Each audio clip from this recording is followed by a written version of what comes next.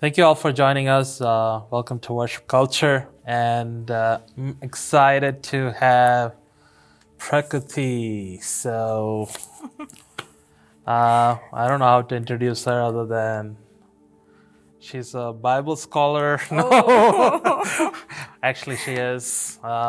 Okay, she's a daughter of God for sure. Yes, my favorite intro Yes, of all so time. daughter of God. She is a Bible scholar. If you don't know her, um, okay, she loves the word. How about that? So I think that's a better way to say it. Beautiful. I love the way this is She going, loves the word. She loves worship. She loves to write. She likes to have fun most of the time. And she likes her space also most of the time. Or no, sometimes. this space. Space. But anyways, we're excited to have you guys and looking forward to what God has for each one of us. Yep. Yeah, and thanks for saying yes. Thank you for asking me, Chad. Yeah, so Honor. it's good to have you on Worship Culture. So yeah, we finally made it happen. Yes. Happening. It's happening. All right, so if you're asking the question, who's this for? If you want to know more about worship, more about God, and of course, what we're going to be talking a lot about today is going to be how do you worship from the inside out. So we're going to talk about Prakriti's life and her journey and all that, but we kind of want to focus on what does worshiping look like when you worship from inside out. A lot of us even sing that song, help us to worship from the inside out. Yeah. But we're just going to have some conversations around that topic and see what God wants to do. Yeah. All right. So, with that, do you want to just kind of tell us your upbringing for people that don't know about your life story? Okay. So I was born in Bangalore, and then I lived in a couple of other cities also, in Bombay and then in Tamil Nadu. And I came back to Bangalore when I started high school, and I've been here since. So location done. Yeah. Well, I was born into a Hindu family. Like we were it was a very spiritual family. My mom was very devoted, and so I grew up just believing God as a reality. Like, of course, He was just that power, and we prayed to Him, and all of that was part of the culture growing up. And I was a very quiet child. I loved to read books, stories, Enid Blyton, and all of that. And we used to travel a lot by train and go to different cities and by flight. So I've had the good life when I was a kid, like Yeah. stay in all of these hotels and see all these different cities, because my dad is a doctor and both my parents are doctors, and so they used to travel for these conferences and things like that. So that was most of my childhood. Studies and then singing, books, and travel, seeing all of these different cities in India, most of which I don't remember because I was so small. But all I remember was all the nice food I got to eat. Nice food. So that was basically the childhood. I moved a lot of schools, so I was constantly like changing environments and friends and classmates, and so it was always new. But because I used to do well in school, I used to always end up being the teacher's pet. So that was my, that was my comfort zone. My mom was always very close to me, teaching me. Even before I went to school, she taught me numbers and alphabet and all of that. So she was very close to me, and she's played a huge role in like how I grew up and what kind of things I pursued also maybe. And also in like how shy I was, because she's the opposite of shy. So I think I kind of became more introverted. But so that was like early childhood. And then when I was 11 or so, like 10, 11, that's when like my whole family structure kind of changed. Everything that I knew to be true kind of changed, because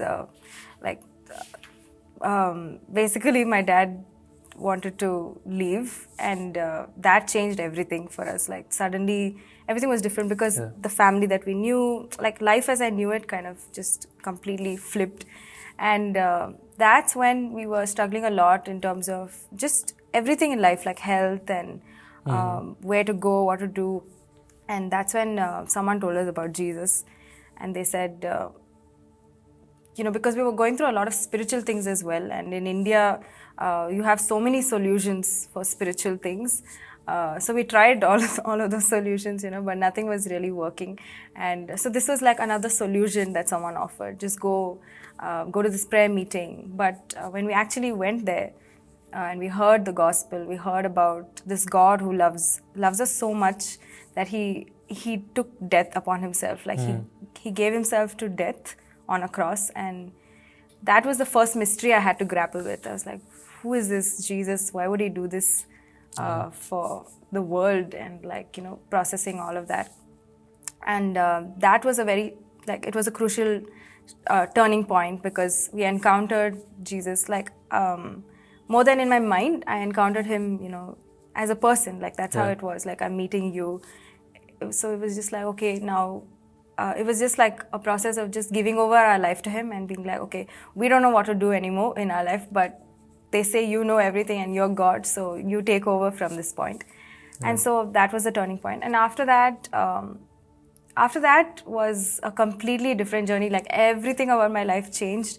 Not all for the better, because now you had that's when we came to Bangalore as well, and I started high school, so everything kind of changed. But I started reading the Word of God. I started getting to know God for myself, and that was the beauty of those initial few years.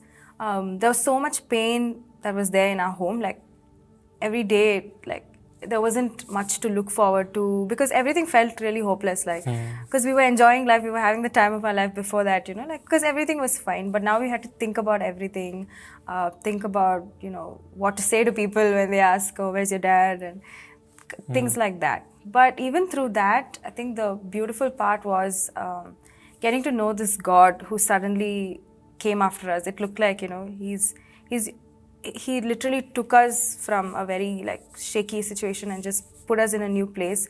And I don't know how to describe those years other than just being in God's hands like that, because it was such a place of protection and provision, and just we didn't know what was happening, but God knew, and that was enough for that time. And after that, it was just getting to know him deeper, really just being real with him and being why did you do this? Why did this happen? Because they say you're good. We say that in church, we sing it in church. Yeah. And so just grappling with that, the goodness of God. Is that even real? Are you even real when you say all of these things, God? Because I'm seeing my life going very differently. They say, the promises of God in the Bible are there, but life is looking very different. So just processing that pain of that journey, and coming to terms with what life had to throw at you. That took me a few years. But through all of that, I think my journey with God really got deep and intense, because as much as the pain was intense, God's presence was also intense. He was there. He was present for all of it. He never shied away from it and just okay, you deal with your pain and then you come to me. It was not like that. So that's how it was. Parallelly, I was processing the journey, but also getting closer to God, getting to know him more and more every day. And that was my early childhood and teen years. Is there a moment after salvation that you're like, wow, this was the moment that everything changed for me? Or was that salvation that moment Salvation was a big period like that, but that time everything changed in my life. Literally, it was also puberty, so everything changed, But I think the moment for me that changed everything would be 7 years after that, when I got baptized with the Holy Spirit. I got that encounter with God, because I had been praying for that. Growing up in church, I've seen that a lot, and why don't I have that? What is this special thing that some people seem to have? And so that was very precious to us. All three of us, my mom, my sister, and I, we took water baptism together, and we were waiting on God for this, because we felt we lacked a certain power to overcome certain things that were happening. And I knew that if I have the Holy Spirit in that way, I knew things would be a lot easier. Just because previously growing up and worshipping all of these different gods and just being under so much bondage, I felt such a void inside, which was filled up by all of these other things, Yeah. by pain, by bitterness, and all the other things that come with that, if you know what I mean. Yeah. So just had that real longing for the Holy Spirit to dwell inside of me, like just God to dwell inside of me. And so, I mean, we know Holy Spirit is always with us from the beginning, but that moment was really, really powerful because it was a validation of faith in a sense, and it was just God saying, you belong to me. You don't belong to anybody, you don't belong to yourself, you belong to me. And that's what the Bible says. Yeah. We don't belong to ourselves, we are his temple. So that was one of the most life-changing times, because right after that I started to experience the love of God in my heart. Wow. Because till then I knew the love of God, I knew the cross, what it stands for and all of that. But I couldn't feel it on the inside. Inside was just pain and pain and pain and pain. But that moment something changed, Cha. And like the season after that, like for 3 months, I was in some high realm, just floating in the love of God. It was the best. It was the best time, and it healed me a lot. Yeah. Okay. So how do you define worship? Like, what does that look like for you on a daily basis? Worship on a daily basis. Yeah. Like, what do you?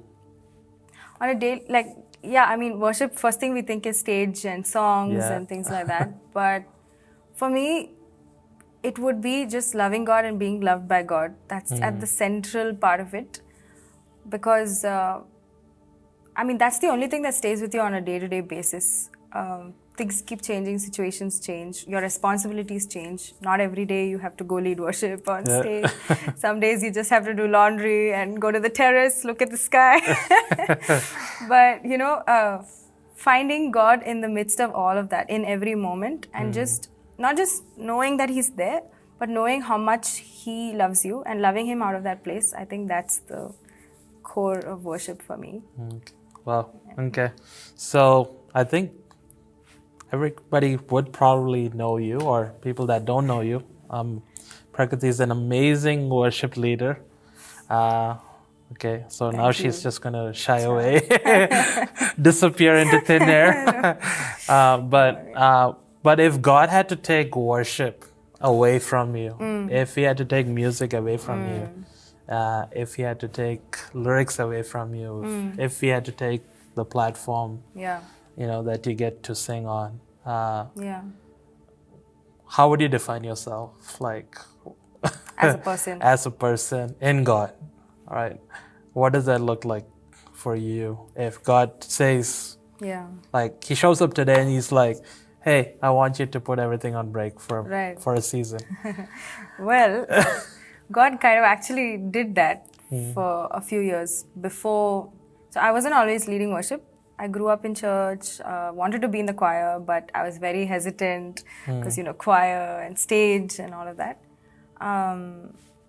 And also naturally, because I went through this whole period of depression, I just stayed away from music and songs, at least like singing, doing what I love. I couldn't do it as much.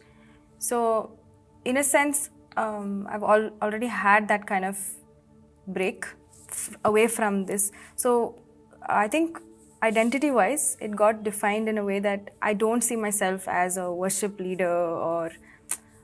yes, I love music and it's a very integral part of me. And if it was taken away, there would be like, oh no music. But I think, I think in terms of like living it out with God, I think that journey is still there and it's still been very real. It was more about, I think God took me back to a place of just His word and His promises and said, like I said, I couldn't feel the love of God for those 7 years. I couldn't feel anything on the inside. But constantly He kept pointing me back to, what does the word say? The word says that I gave my life for you. This is what, you know, I've proved by what I've done, and you don't need to feel it to believe it. So the foundation kind of got built on not feelings as such. But yeah, I don't know if I answered your question. But What about, what if you can do anything in life right now? What would that one thing be? Whoa. If I can Other do than anything- worship. Other than worship, if I can do anything. you're asking the girl who wanted to be like 10 different things growing up, ranging from like policewoman One to thing. lawyer to rock star. Rock star. What's the one thing I would rather do? I would actually, like, one of my dreams was to just, work on the grassroots level with women and children who need rehabilitation, who've gone through like a lot of trauma and abuse. Just journey with them and see them coming to healing. So that's something that I would love to do. Okay, cool. All right. What's the first thing you're going to do when you get to heaven? Hug Jesus! Hug Jesus. And then tell him what? I don't think I'll have anything to say. I don't know. Maybe the closest moment that I've had on earth that is similar to that was like what I mentioned when I got baptized with the Holy Spirit. Because I've been waiting for it so long. When it actually happened and I started speaking in tongues and all that, I couldn't say anything because I'm speaking in tongues. So I started crying. And it was just a moment of intense gratitude and just, wow, God, you are real, you're here, you showed up, that kind of thing. So, I don't know. That's the closest thing, I guess, to heaven. Closest thing. Hug him. Yes. And not say anything. I don't know what I don't know what you're going to do, right? I think we all have our ideas of worship in heaven, but I have a feeling it's going to look a little different than us standing in a choir and singing 24 hours. Right. I think it's a lot more than that. True. So the famous song, Chatan, I think everybody probably got to know about you, probably outside of the churches in Bangalore and stuff. Right. Yeah. Through this amazing song, Chatan, with Bridge Music that you are part of. And no, we're not going to ask you to sing it. So if it was alive, I'm pretty sure people are going to be like, sing it. Just sing it once. Because we don't have enough versions of it. So, I mean, like a lot of times, right? Like people see stuff like that. It's over like 1 million views right now. And people see that and they're like, oh, wow, she was just born into it, like she was just born into the kingly heritage. And God just said, okay, you're born, now sing Chatan and that's it, like. But can you talk about like, I think from the time I've known you, like I see kind of like similar to Joseph, like a dreamer, but there's a process always. Like, like you go through things, not knowing what it is or liking what it is, but you finally get to, prison? But you finally get to that place of God honoring you, right? So what does it look like? Like people don't know about how many songs were there before it, how many times you prayed, how many times you waited, how many times you were frustrated. So what was that journey to getting to that place of God saying, now you're ready to handle that favor that I have over your life? Even when he said that, I was like, no, I'm not ready to handle this. I need more time. What was that journey like? So I've been singing since I was 3, 4, Carnatic music. And then I stopped singing Carnatic music when I got saved because, most of it was very religious. And so then it was Western music and just, I always wanted to make my voice heard. Because, I mean, you sing, you love to sing, and I was hoping I was good. I didn't know. I didn't really know if my voice was good or not also, like the texture-wise and all of that. But I really wanted to explore that. Even in college, I remember wanting to join these, music associations and all of that. But I would always feel God saying no to performance, to these kind of... My dream was to tour with a band in college days, be in a band, go around. Like an electric guitar or something? Or Maybe. I would have loved to play lead guitar. I loved... Anyway, so that was like a huge dream. I mean, like, it was there, all of these things. Then I also wanted to... I don't think I ever dreamt of being a worship leader as such. It was more about singer-songwriter, express myself through music, reach out to, artist kind of thing. But I think God just intentionally kept me away from all of that. And also music was something I couldn't explore. I just thought it was too late for me to learn the keys, and I was like, I was supposed to be a child prodigy, but now it's too late. My life is over. By the time I was 15, I had like quarter life crisis and all of that. So I always had those dreams, but I would always feel God saying no to it, or just like not making it happen, like closed doors everywhere. Even in church, when I eventually joined the choir, I think when I joined the choir is when I got filled with the Holy Spirit also. So that time was actually, I don't know why we keep coming back to that moment today, but that was really a turning point for me in terms of worship, because when I joined the choir, they made sure, like, they were like, who is not, filled with the Holy Spirit? It's a Pentecostal church, guys, sorry. But when they did that, it was such a turning point for me. And when I finally joined the choir, the first time in my life, I felt like, whoa, this is what I'm alive for. This is what I'm supposed to be doing. First time in my life, I was like, wow, I found some purpose and some meaning, because till then I was just questioning and being like, what do I do in life? I told you, like, I wanted to do 100 different things. Like, should I do this? Should I do that? But for the first time, I felt really alive, like in a way like nothing else had made me feel alive. And so that season was really special. I would just worship. I didn't care about, so that's the first time like I started just worshiping, however, not bothering about what people are saying. And so even like on stage, I would just like smile and worship, and people would come to me later and be like, I love the way you worship. And I'd be like, why are you watching me? Close your eyes and watch. Should be watching God. Yeah, because I already didn't want to be on stage. But anyway, so that season, I just loved just worshiping God. But even then, my voice was not heard. Like most of the times, like either my mic would be really low, or like or it would be off. I don't know, but it's just like God still hit my voice. And I remember so many times going home and just crying to my mom because someone will be mean to me in choir, or just find some way to put me down for no reason. And people used to do that like all the time. And that's similar to Joseph's story, right? Like they would just do that, like in school, in college, all through. I mean, even in the non-music part, right? Like there have been times like that. But especially in like choir and worship, I'm like, yes, this is what I want to do for God. And in that situation, there would be so many times that either people wouldn't hear me, or, no one would really hear. But I remember in that time just learning that it doesn't matter whether people hear you or not. It doesn't matter whether, and my mom played a really big role in that also, encouraging me, praying for me, and being like, it's okay, you just worship, God is doing things, God is, ministering to people, you don't need to be heard, and things like that. So that was a time when I learned to let go of it and be like, it's not about my voice, it's not about what I bring to the table, it's just about exalting God and seeing His presence move. So that was a season I really got tuned into, okay, God is moving right now, just worshipping Him in the Spirit. And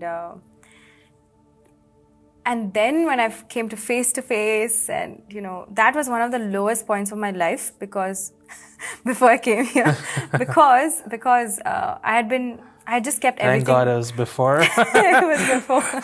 I kept everything aside, like everything church and God aside that time, because I had reached a point where these things that I was believing God for, like basically we were believing God for the restoration of our family and things like that, because we thought honor would come like that to us, because we'd gone through so much shame, and so we thought God would honor us that way by restoring us and like making us a family again, because we kept believing for that.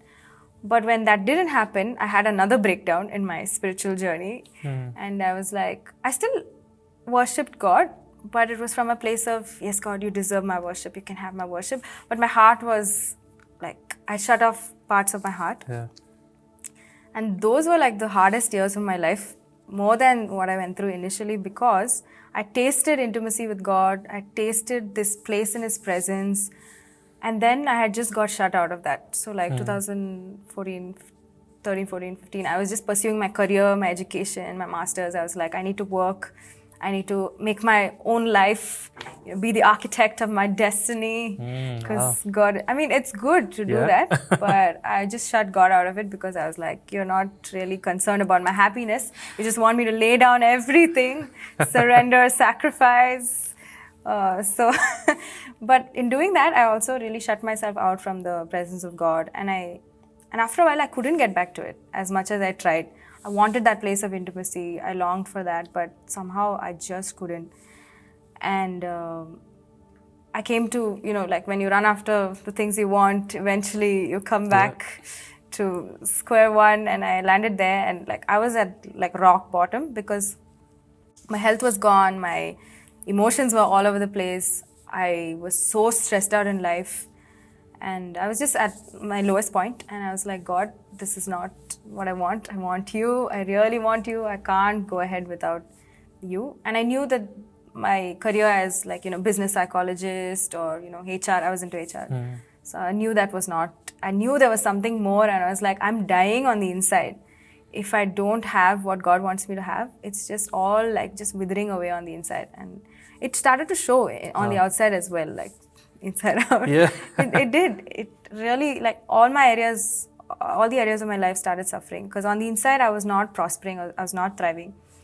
But during that time, God also like pruned me, and I went through some of the hardest things. It was like God really like cleaned out my life during that time. So many things happened. It was like such a cleansing process. And looking back now, I know all of those hard, crazy moments, like God started to deal with my rejection issues.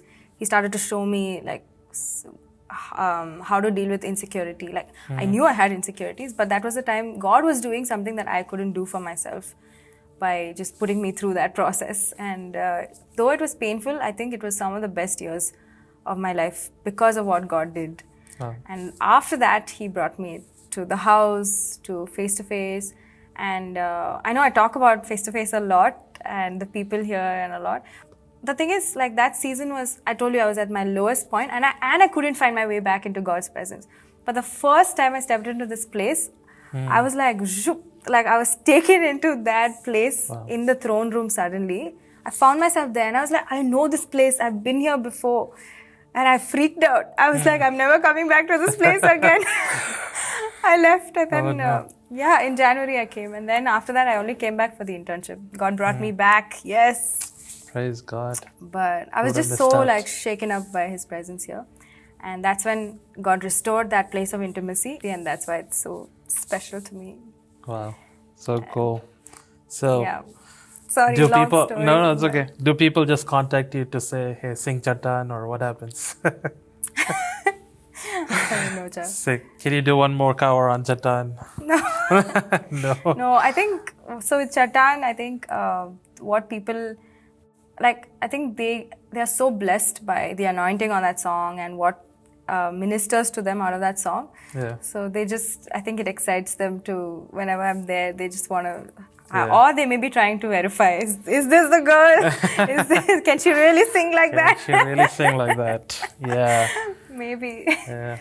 So after this season where like it was just about getting to know God, worshiping the audience of one, and just learning how to minister to Him, so many things happened inside of me also. Like God showed me what worship is all about. Is it about the songs? Is it about what I can make the room feel, or what's happening in the room, or is it about obeying Him?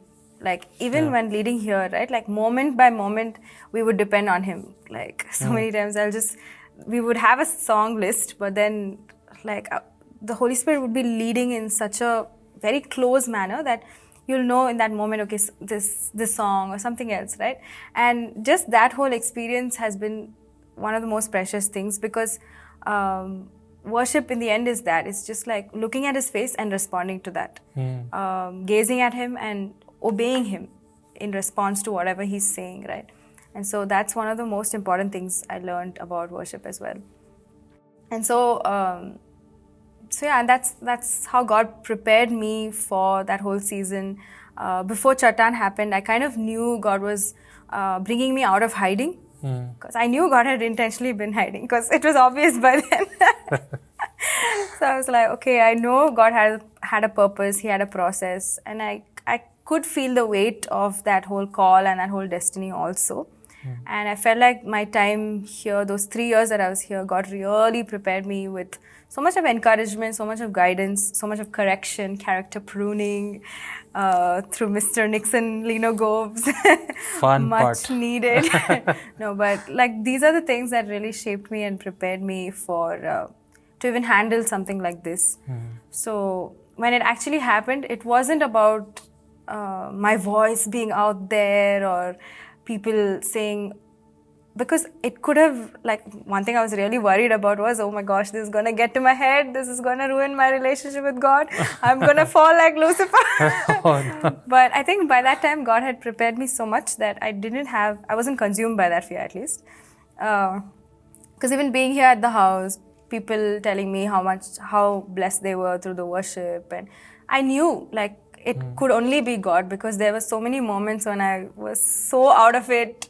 I would have the worst days and I would just come and worship, but people would be so blessed and God would just take over. And I think that's what happened even with the Bridge Music Camp. I think 2 weeks before the camp happened, I went through something so scary for myself. Like, I was like, am I even a Christian? No. Yeah, I was in that place. I was like, what is happening with my emotions? What is happening with my life? I don't deserve to be in this camp. I don't deserve to be with all of these amazing songwriters, And I remember having this amazing one night. I was in Chennai at RZIM, actually. And I remember having this time. I was like, God, I don't have anything to give. And I don't know what I'm going to do at this camp also. And I was just listening to this song called Prabhu Maza.